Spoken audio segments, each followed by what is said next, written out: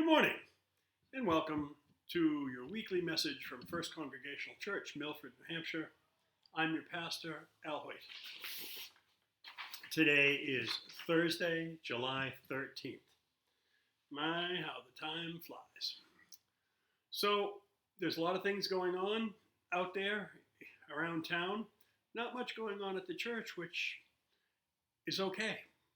So, Thursday, we still have the Silver Lining Circus Camp from 9:30 to 12 o'clock. The Garden Friends will be here on the grounds. In other words, any minute now. Friday, July 14th, the church office will be closed. Saturday, July 15th, the men's breakfast at the Masonic Hall. On Sunday, July 16th, it will try to be our first outdoor worship service of the summer. I will not be present this Sunday. Vicky's going to be our guest preacher, and we'll have a guest musician. Please bring your own folding chair, camp-style chair, whatever. Our folding chairs in the church, you can always bring one of those out, but they don't do so well on the grass, especially if the ground is a little soft. So, Monday, July 17th, the church office will be closed.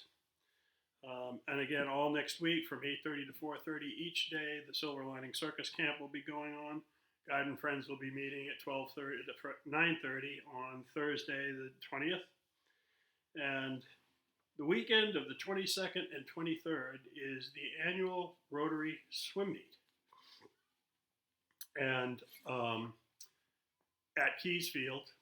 And the fascinating part about that is the oldest continually run public swim meet in the United States. And it's run by the Milford Amherst Rotary Club. So it was an interesting fact I just found out.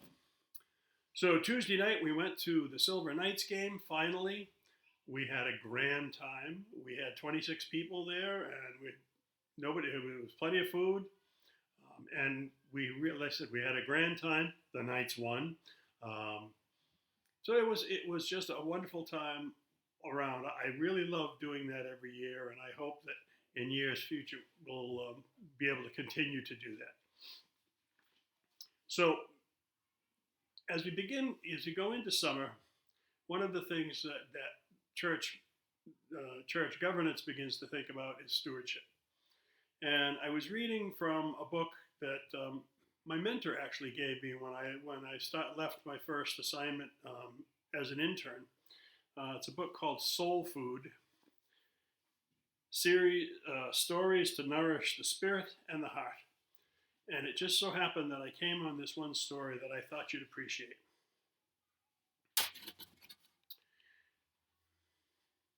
A man who lived in the same town as Rabbi Zusha saw that he was very poor. So each day he put 20 pennies into a little bag, which he kept where he kept other things, so that he and his family might buy the necessities of life. From that time on, the man grew richer and richer. The more he had, the more he gave to Zayusha. And the more he gave Zayusha, the more he had. But once he recalled that Zayusha was the disciple of a great master, and it occurred to him that if what he gave the disciple was so lavishly rewarded, he might become even more prosperous if he made presents to the master himself. So he traveled to Mezrich and induced Rabbi Bear to accept a substantial gift from him. From this time on, his means shrank, until he had lost all the profits he had made during the more fortunate period. He took his trouble to Rabbi Zayusha, told him the whole story, and asked him what his present predicament was due to. For had not the rabbi himself told him that his master was immeasurably greater than he?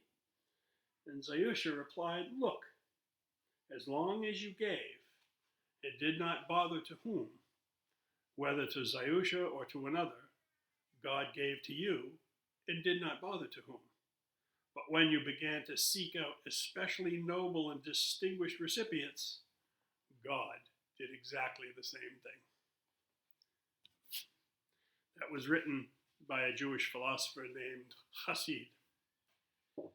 Please join me in the Lord's Prayer. Our Father, who art in heaven, hallowed be thy name. Thy kingdom come, thy will be done on earth as it is in heaven. Give us this day our daily bread, and forgive us our trespasses, as we forgive those who trespass against us. And lead us not into temptation, but deliver us from evil. For thine is the kingdom, and the power, and the glory forever. Amen. So, I hope you're enjoying. We finally got some warm summer-like weather. I'm hoping you're enjoying it. I certainly am. We'll be traveling a little bit in the next few weeks. This weekend, I'm doing a memorial service in Yarmouth on Cape Cod for a dear friend who passed during the pandemic.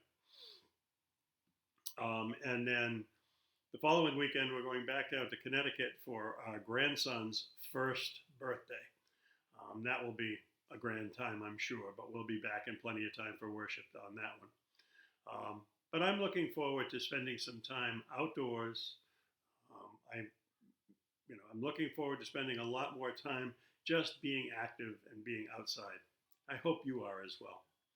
So until I see you again, take good care of each other. Take good care of yourself. And God bless you all.